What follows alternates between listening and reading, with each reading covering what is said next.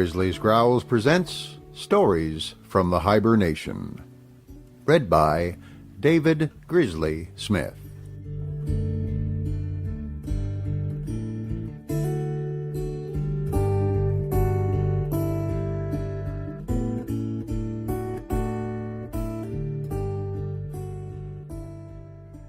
Hello again.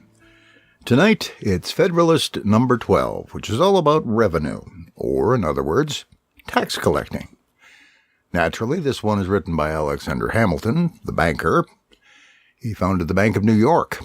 Later on, President George Washington appointed him as the first Secretary of the Treasury, and in that capacity, he also founded the first Bank of the United States. So he would be the one to write an essay to convince the people of New York that the Constitution would be a great idea because the government would be better at collecting taxes. I admit I got a bit of a chuckle out of that. I can't picture a modern legislator promoting anything with the idea to let the federal government collect more taxes. Anyway, I found it a bit amusing. Then again, I also get many of the dirty jokes in Shakespeare. The modern debates on reforming the tax code basically started with the work of Alexander Hamilton.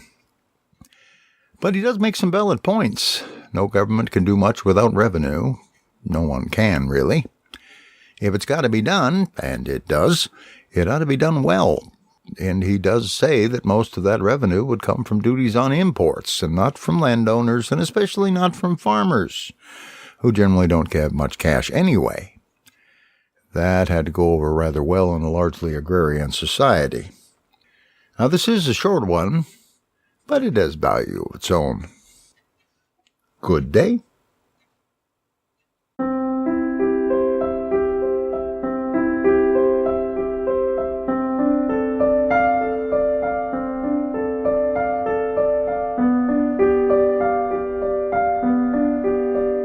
The Federalist Papers, Essays on the New Constitution, written by Alexander Hamilton, John Jay, and James Madison, under the nom de plume of Publius, read by David Grizzly Smith.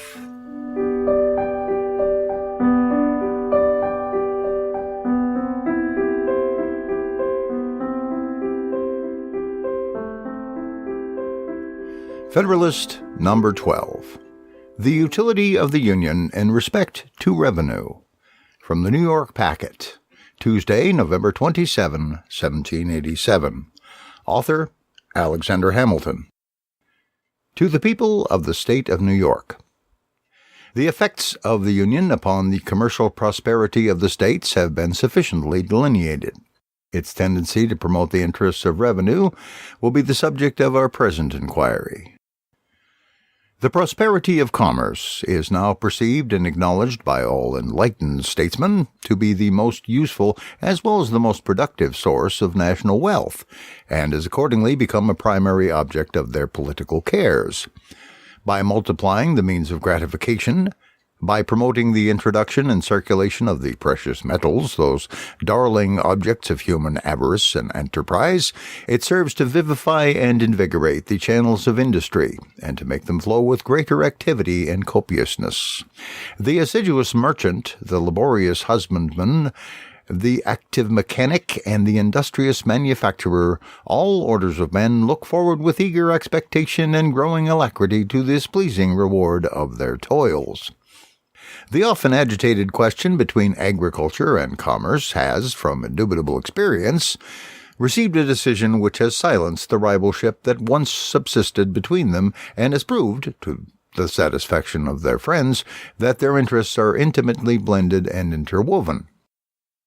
It has been found in various countries that in proportion as commerce has flourished, land has risen in value.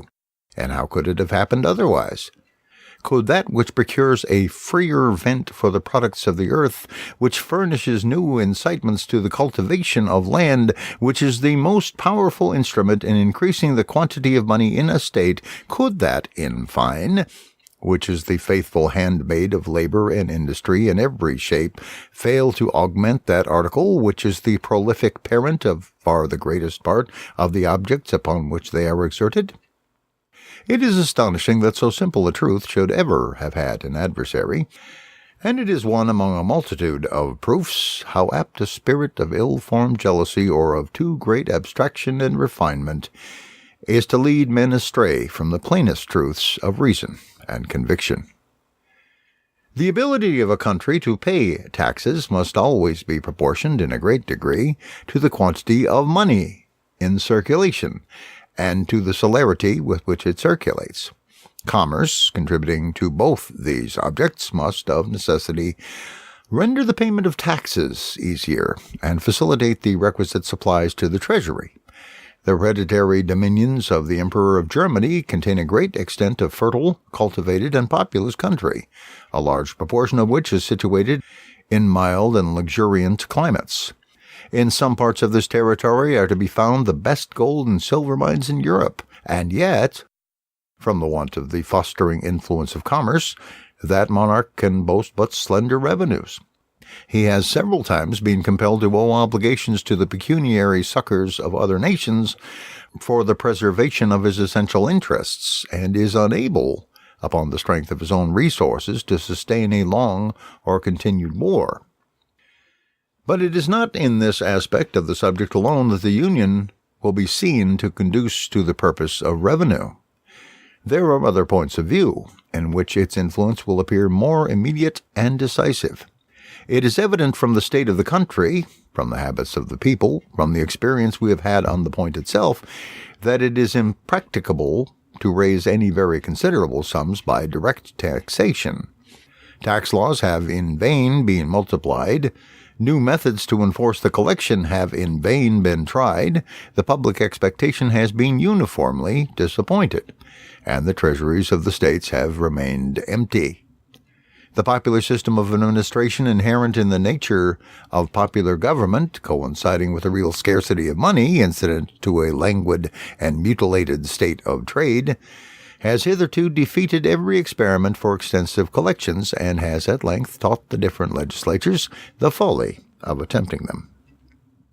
No person acquainted with what happens in other countries will be surprised at this circumstance.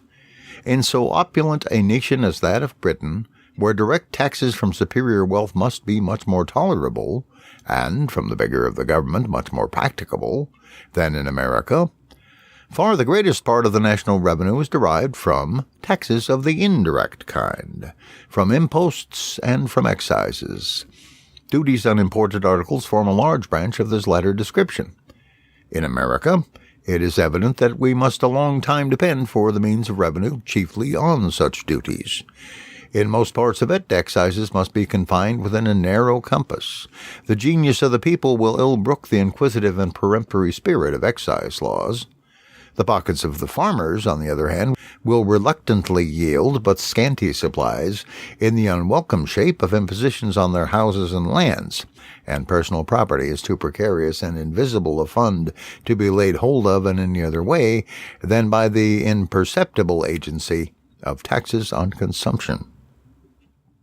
If these remarks have any foundation, that state of things which will best enable us to improve and extend so valuable a resource must be best adapted to our political welfare, and it cannot admit of a serious doubt that this state of things must rest on the basis of a general union. As far as this will be conducive to the interests of commerce, so far it must tend to the extension of the revenue to be drawn from that source. As far as it would contribute to rendering regulations for the collection of duties more simple and efficacious, so far it must serve to answer the purposes of making the same rate of duties more productive, and of putting it into the power of the government to increase the rate without prejudice to trade. The relative situation of these states, the number of rivers with which they are intersected, and of bays that wash their shores, the facility of communication in every direction, the affinity of language and manners, the familiar habits of intercourse, all these are circumstances that would conspire to render an illicit trade between them a matter of little difficulty, and would ensure frequent evasions of the commercial regulations of each other. The separate states, or confederacies, would be necessitated by mutual jealousy to avoid the temptations to that kind of trade by the lowness of their duties. The temper of our governments, for a long time to come, would not permit those rigorous precautions by which the European nations guard the avenues into their respective countries, as well by land as by water, and which even there are found insufficient obstacles to the adventurous stratagems of avarice. In France, there is an army of patrols, as they are called, constantly employed to secure their fiscal regulations against the inroads of the dealers in contraband trade. Mr. Neckar computes the number of these patrols at upwards of 20,000. This shows the immense difficulty in preventing that species of traffic where there is an inland communication, and places in a strong light the disadvantages with which the collection of duties in this country would be encumbered if by disunion the states should be placed in a situation with respect to each other resembling that of France with respect to her neighbors. The arbitrary and vexatious powers with which the patrols are necessarily armed would be intolerable in a free country. If, on the contrary, there be but one government pervading all the states, there will be, as to the principal part of our commerce, but one side to guard, the Atlantic coast. Vessels arriving directly from foreign countries laden with valuable cargoes would rarely choose to hazard themselves to the complicated and critical perils which would attend attempts to unlade prior to their coming to port. They would have to dread both the dangers of the coast and of detection, as well after as before their arrival at the places of their final destination. An ordinary degree of vigilance would be competent to the prevention of any material infractions upon the rights of the revenue. A few armed vessels, judiciously stationed at the entrances of our ports, might at a small expense be made useful sentinels of the laws, and the government, having the same interest to provide against violations everywhere, the cooperation of its measures in each state would have a powerful tendency to render them effectual. Here also we should preserve by union an advantage which nature holds out to us, and which would be relinquished by separation. The United States lie at a great distance from Europe, and at a considerable distance from all other places with which they would have extensive connections of foreign trade.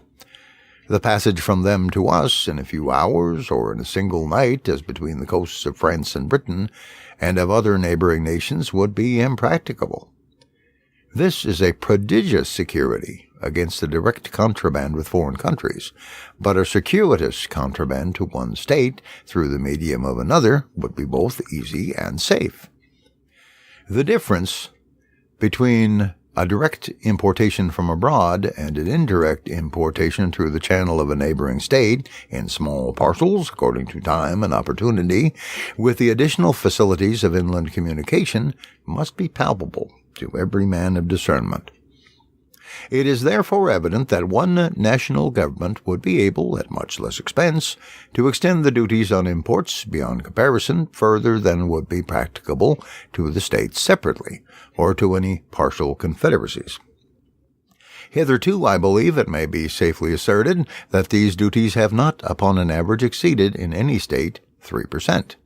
In France they are estimated to be about 15%. In Britain they exceed this proportion. There seems to be nothing to hinder their being increased in this country to at least treble their present amount. The single article of ardent spirits under federal regulation might be made to furnish a considerable revenue. Upon a ratio to the importation into the state, the whole quantity imported into the United States may be estimated at 4 millions of gallons, which, at a shilling per gallon, would produce 200,000 pounds. That article would well bear this rate of duty, and if it should tend to diminish the consumption of it, such an effect would be equally favorable to the agriculture, to the economy, to the morals, and to the health of the society. There is perhaps nothing so much a subject of national extravagance as these spirits. What will be the consequence if we are not able to avail ourselves of the resource in question in its full extent? A nation cannot long exist without revenues. Destitute of this essential support, it must resign its independence and sink into the degraded condition of a province. This is an extremity to which no government will of choice accede. Revenue, therefore, must be had, at all events. In this country, if the principal part be not drawn from commerce, it must fall with oppressive weight upon land. It has been already intimated that excises, in their true signification, are too little in unison with the feelings of the people to admit of great use being made of that mode of taxation, nor, indeed, in the states where almost the sole employment is agriculture, are the objects proper for excise sufficiently numerous to permit very ample collections in that way. Personal estate, as has been before remarked, from the difficulty in tracing it, cannot be subjected to large contributions by any other means than by taxes on consumption. In populous cities, it may be enough the subject of conjecture to occasion the oppression of individuals without much aggregate benefit to the state. But beyond these circles, it must in a great measure escape the eye and the hand of the tax-gatherer. As the necessities of the state nevertheless must be satisfied in some mode or other, the defect of other resources must throw the principal weight of public burdens on the possessors of land. And as, on the other hand, the wants of the government can never obtain an adequate supply unless all the sources of revenue are open to its demands, the finances of the community, under such embarrassments, cannot be put into a situation consistent with its respectability or its security. Thus, we shall not even have the consolations of a full treasury to atone for the oppression of that valuable class of the citizens who are employed in the cultivation of the soil.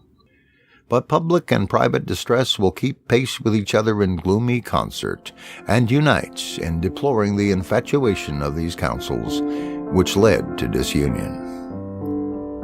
Publius.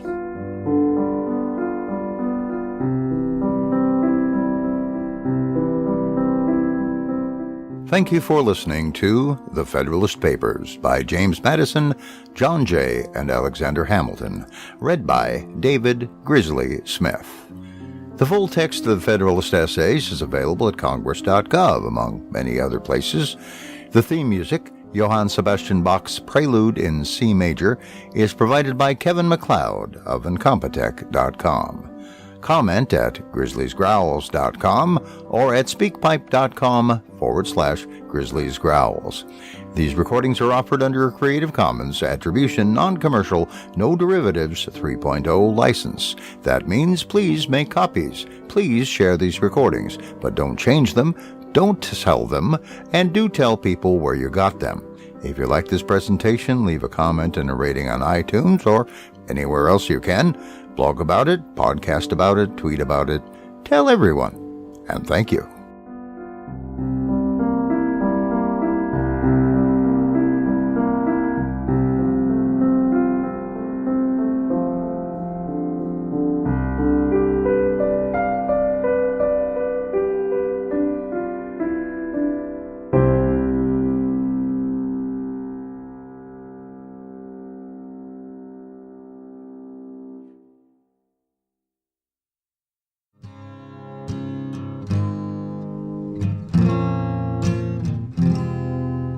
Thank you for listening to Stories from the Hiber-Nation.